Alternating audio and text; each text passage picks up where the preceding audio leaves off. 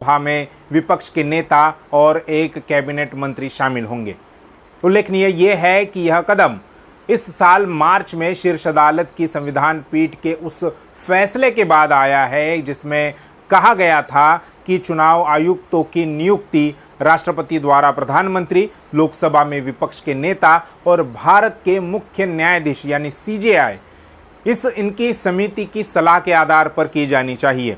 अदालत ने यह फैसला चुनाव आयुक्तों की नियुक्ति की प्रक्रिया में सुधार करने की मांग वाली याचिकाओं पर दिया था, क्योंकि कार्यपालिका को संविधान के अनुच्छेद 324(2) का उल्लंघन करके नियुक्तियां करने की शक्ति प्राप्त थी। इसमें कहा गया है कि मुख्य चुनाव आयुक्त और चुनाव आयुक्त की नियुक्ति राष्ट्रपति द्वारा मंत्रिपरिषद की सहायता और सलाह से की जाएगी, जब तक कि संसद चयन, सेवा की शर्तों और कार्यकाल के लिए मानदंड तय करने वाला कानून नहीं बनाती। आदेश पारित करते हुए पीठ ने कहा था कि चुनाव आयुक्तों की चयन प्रक्रिया निर्धारित करने के लिए कोई संसदीय कानून ही नहीं है। लाइव लॉ के अनुसार मुख्य चुनाव आयुक्त और अन्य चुनाव आयुक्त सेवा की नियुक्ति, शर्तें और कार्यकाल की अवधि विधेयक 2023 गुरुवार को केंद्रीय कानून मंत्री अर्जुन राम मेघवाल द्वारा राज्यसभा में पेश किया गया।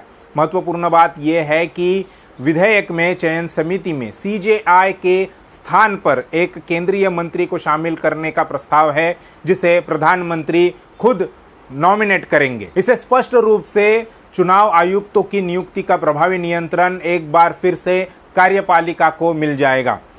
विधेयक के अनुसार मुख्य चुनाव आयुक्त और अन्य चुनाव आयुक्तों की नियुक्ति राष्ट्रपति द्वारा एक चयन समिति की सिफारिश पर की जाएगी, जिसमें प्रधानमंत्री अध्यक्ष रहेंगे, लोकसभा में विपक्ष के नेता सदस्य रहेंगे और प्रधानमंत्री द्वारा नामित एक केंद्रीय कैबिनेट मंत्री सदस्य के रूप में शामिल होंगे। विधेयक में कहा गया है कि चुनाव आयुक्तों के लिए खोज समिति की अध्यक्षता कैबिनेट सचिव करेंगे, जिसमें 2 सदस्य होंगे जो भारत सरकार के सचिव के पद से नीचे के नहीं होंगे।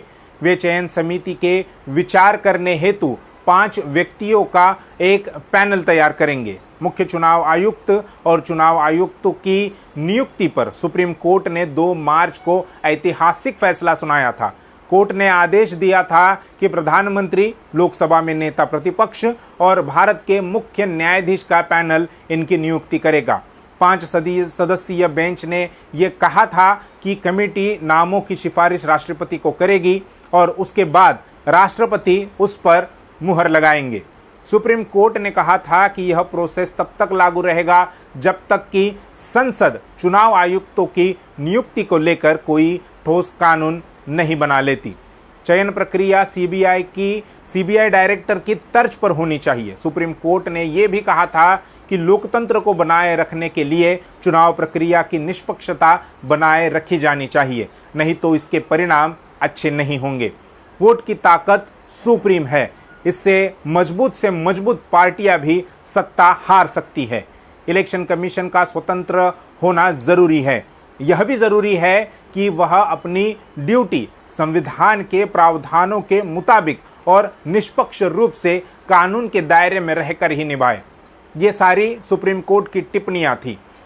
यानी सुप्रीम कोर्ट ये मान रही थी कि चुनाव आयोग स्वतंत्र नहीं है और न ही निष्पक्षता से अपना कोई काम कर रहा है। चुनाव आयोग के काम करने के तरीकों पर कई बार सवाल खड़े होते रहे हैं। खासकर 2014 के लोकसभा चुनाव के बाद ईवीएम पर उठे सवालों और उस पर चुनाव आयुक्तों के मौन ने चुनाव आयोग की विश्वसनीयता बिल्कुल ही नदारद कर दी। सामान्य लोग भी चुनाव आयोग को वोट की चोरी में सरदार के रूप में देखने लगे। 2021 में रिटायर्ड ब्यूरोक्रेट्स और डेमोक्रेट्स ने राष्ट्रपति को एक पत्र लिखा था।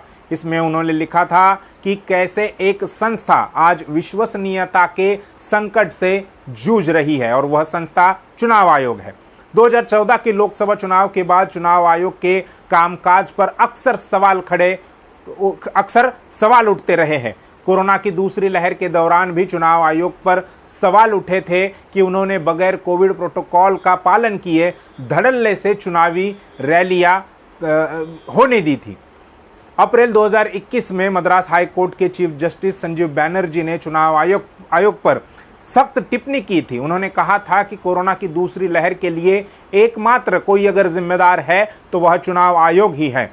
हाईकोर्ट ने यह भी कहा था कि इसके लिए चुनाव आयोग पर मर्डर का यानी 302 का केस चलाना चाहिए। मई 2019 में चुनाव आयुक्त अशोक लवासा ने मीटिंग में हिस्सा लेना ही बंद कर दिया था। अशोक लवासा जिस तरह से चुनाव आयोग से बाहर हो गए उस पर भी काफ़ी चर्चा हुई थी। उन्होंने मोदी के 2019 चुनाव आचार संहिता के उल्लंघन को चिन्हित किया था। चुनाव आयुक्तों के नियुक्तियों में राजनीतिक हस्तक्षेप कोई नई बात नहीं है। इससे पहले 16 अक्टूबर 1989 में जब राजीव गांधी प्रधानमंत्री थे तब कानून में संशोधन किया गया था और चुनाव आयुक्त के पद बनाए गए।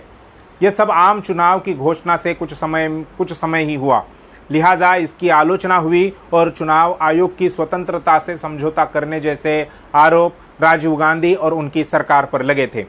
इसके बाद 2 जनवरी 1990 को वीपी सिंह की सरकार ने नियमों में फिर बदलाव किया और चुनाव आयोग को एक सदस्यीय संस्था बना दिया। इसके बाद 1 अक्टूबर 1993 को पीवी नरसिम्हा राव के नेतृत्व वाली कांग्रेस सरकार ने फिर नियम बदले और MS गिल और GVG कृष्णमूर्ति को चुनाव आयुक्त के रूप में नियुक्त किया।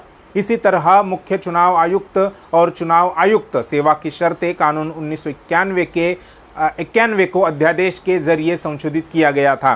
कानून का नाम भी बदल दिया गया था। इसके जरिए मुख्य चुनाव आयुक्त और चुनाव आयुक्त को बराबरी का दर्जा दिया गया और रिटायरमेंट की उम्र 65 साल तय की गई। सुप्रीम कोर्ट में 2018 में याचिका दायर हुई थी जिसमें मुख्य चुनाव आयुक्त और चुनाव आयुक्तों की नियुक्ति के लिए कॉलेजियम जैसा सिस्टम बनाने की मांग की गई थी।